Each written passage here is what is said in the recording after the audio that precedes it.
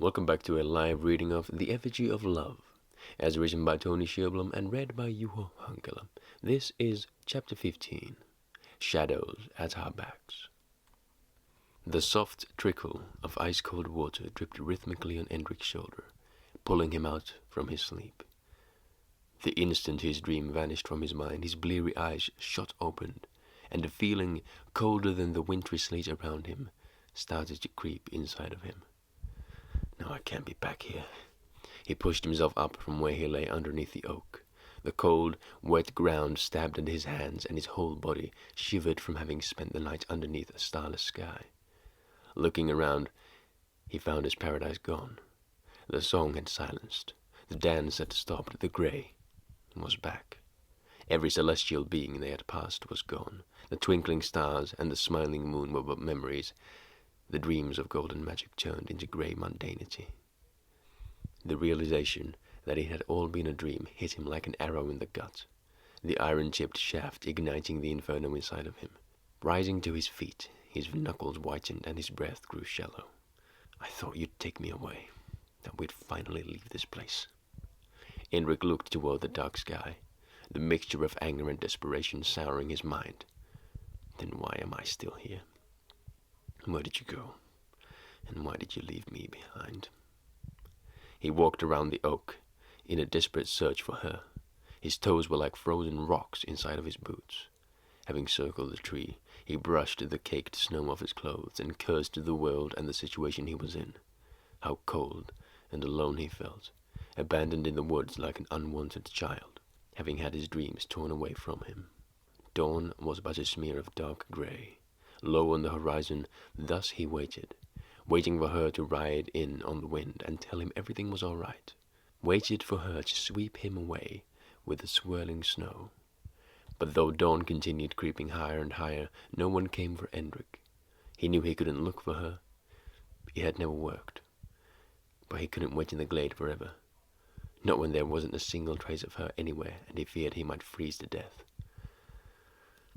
Please, Endrik stammered as he hugged himself.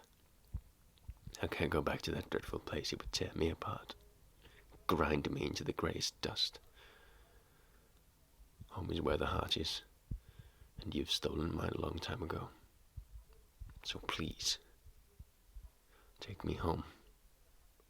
Yet for all his pleas, he was afforded no reply. Fear of what her absence entailed crashed inside of him like black waves against the hull of a sinking ship. He closed his eyes and tried to fill his lungs, hoping to fill himself with her. But it was an impossible struggle against his freezing body. Shivering, teeth clattering, nothing would enter him but cold, shallow gasps, wrapping the stiff cloak tighter around him as he wallowed in his despair and indecisiveness. He could feel something, or someone, watching him. Turning toward the great oak, he felt his worries melt away as he laid his eyes on the painting. Standing behind the tree, without as much as a single snowflake on it, a testament to her warm presence. Her gaze, no matter how warm and embracing, made him shrink as he stumbled toward it. I'm so sorry, my love. I never meant to lash out at you or make selfish demands. I realize it was wrong, and I feel the shame pain me deeply. I do not doubt you one bit, but waking up here all alone instead of with you, somewhere, anywhere else clouded my mind. God only knows how I loathe the cold prison I have returned to, and how hard it is to leave you behind, especially when I can still taste you in my mouth. He reached his numb, crooked fingers toward the painting, stroking it softly, staining them with her colors. Smiling wistfully, he said, I'm sure you have your reasons for not taking me away yet. No matter. My hope has not been diminished, and I won't let my doubt stain my heart, for it is yours. I bid you goodbye for now, my love. I feel my mind growing as numb as my hands and feet. The twin stars twinkled, and a happier boy turned toward the castle. Sleet started pouring down as he stepped out of the glade, yet it affected him none whatsoever. His heart was on fire with newfound zeal, hope, outshining any sorrow and misery he had felt before, utterly vanquishing the untamed inferno inside of him. A smile on his blue lips, he ran toward the ford. Soon they'd be together forever, not only in his mind but in reality.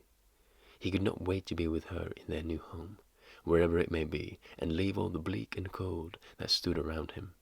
He was going to erase it all from his memory, empty his scarred heart and mind, and be reborn as a new man filled with dreams, hope, and love. One day. The silence lay thick inside of the bedchamber as he changed into clean clothes in front of the mirror. In the corner of his mind, Myrtle emerged, telling him he looked handsome. The blue lips brought out the blue in his eyes, making them seem less gray and dull. Watching him with her gentle eyes, she reassured him no matter what, everything was going to turn out the way he wanted it to. "I know, Myrtle.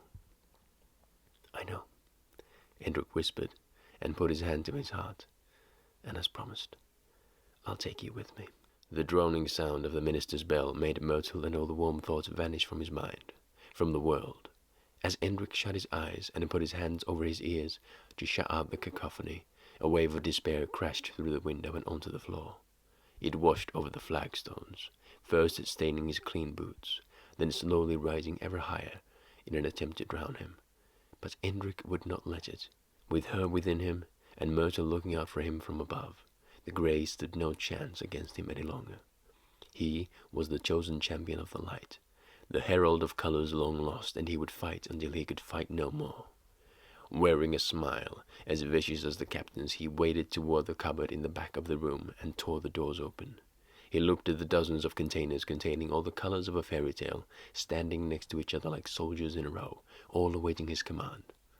"Let us vanquish the Grey, once and for all, and leave this prison a ruin in our wake." Hendrik grabbed a container, and one by one threw it onto the floor beneath him.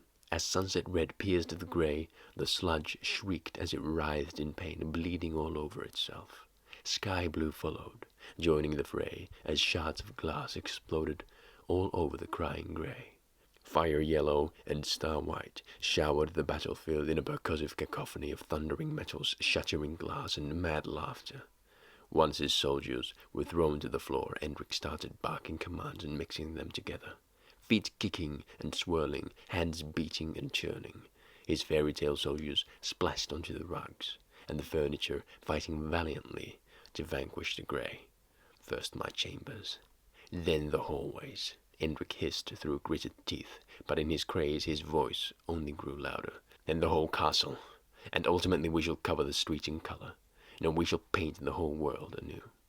His frenzied work was interrupted by the doors to his drawing chamber suddenly opening, followed by the sound of two light feet, footsteps unfamiliar to Hendrik, patting over the flagstones. The footsteps stopped abruptly, then continued much more carefully until they reached the closer door to the bedchamber. Someone was sneaking up on him. The soft, followed by the creaking door opening, made Hendrik freeze in place. "My master," a baffled Verana stammered as she peeked into his chamber, face contorting as she was hit by a wall of chemical fumes that washed away the confusion of seeing Hendrik kneeling in a pool of paint. "What are you doing?" Hendrik stared at Verana with glassy eyes. The girl was a maid of roughly the same age as Hendrik, as far as he could tell, blue-eyed with a touch of gray around the irises, dark waves tucked behind her ears, and a red, simple dress, a stark contrast to the blue the nobles wore in the castle. She was an infrequent sight in the East Wing, and not a wholly welcome one either, especially not now. Hendrik looked at his hands, only now noticing they were bleeding and searing with pain, then at the floor, a dark vortex of pigments mixed with shards of glass and metallic lids glistening like stars. "I'll get the window, master," Verana muttered, and rushed to pull the blue curtains to the side before letting cool morning air in to sweep away the intoxicating fumes. Looking back at Hendrik, she sighed. "I was painting," Hendrik said, as if reminding himself of what he was doing. He looked at the floor, all the beautiful colors and pigments, and all the effort he had put into mixing them together and spreading them over the ugly world had only added to the Grey. The realization made him sick, and he felt himself grow hotter. Try as he might, the world was beyond helping. The fact that he had at least tried one last time to cure this hellhole of the disease of the world was comforting, and also solidified the decision to leave it all behind. Soon. You have more urgent matters to attend, master, than painting at this hour, Verana said monotonously as she left the chamber. Endrick tried his best to ignore the maid, but the way she dragged the syllables when referring to him as master sounded like nails on a chalkboard. The cold draught made his skin prickle as his stained clothes clung to his limbs. Shivering, he approached the basin on the table to clean himself. As he did, the chamber door swung open once again, making his skin go gooseflesh. What are you doing? Endrick gazed at Verana with visible confusion as she returned with a bucket in her hand, water splashing over its sides and multiple rags hanging off the right arm. My job, master. The iron cloak of grief grew tighter around his shoulders the instant he realized why Verana, of all people, was cleaning up his mess. Who else would clean up after me if not my own maid? Like every other maid, Verana had been a part of the castle for almost all her life, having been adopted as a child to help the nobles. The word adopted was but an empty shell, though. In truth, most maids, if not every maid, were more or less sold to the nobles by the rabble in a desperate attempt to grant them a better life. If their lives were any better in this grey prison than out in the cold open world, Endrick did not know. Unlike every other maid, though, Verana seemed to enjoy her position at the castle, or at least feigned it well enough for the nobles to never pay her any mind. In fact, Endrick had never seen her punished for anything, never slacked, nor ever been anywhere where she did not belong. Evidently, this meant that now she belonged in his chambers, to clean and to serve. But from the tone of her voice, she was most displeased with the position. Jaw clenched tight, Endrick watched Verana roll up the rug, then clean the furniture and the floor. The mess is now taken care of, master. Verana bowed before lifting the bucket of grey slop. Once she straightened her back, she looked at Endrick from top to toe and said, It might not be my place to ask, master, but don't you have somewhere you need to be? Endrick watched her, watching him. Her blank face and those piercing eyes made his inferno flare up inside of him. Somehow she was unreadable. Her mask sat even better than his. Still, Endrick sensed there was something off with her, other than her displeasure at serving him. It is, in fact, not your place to ask. Endrick's voice was as hollow as the memory of yesterday. He didn't want a new maid, least of all Verana, though little did it matter now that he was about to leave. As Verana's light footsteps died out and the silence settled once more, Endrick looked at his hands. Though there were minor lacerations running crisscross in his palms and chemical burns gnawing at the skin flaps, what pained him the most was the grey that stained his skin. He looked tainted by the world, a feeling that made him even angrier. You shall never be part of me, he hissed as he tried scrubbing the grey away from his sullied clothes, but to no avail. Fuming, he stepped over the newly scrubbed floor, opened the cupboard, and pulled out a bottle of thinner. Spilling it over his hands, he cursed as the chemical burned in his wounds.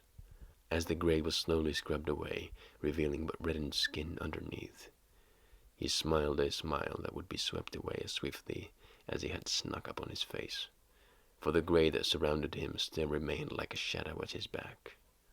It was something that could never be scrubbed away nor covered, only fled from.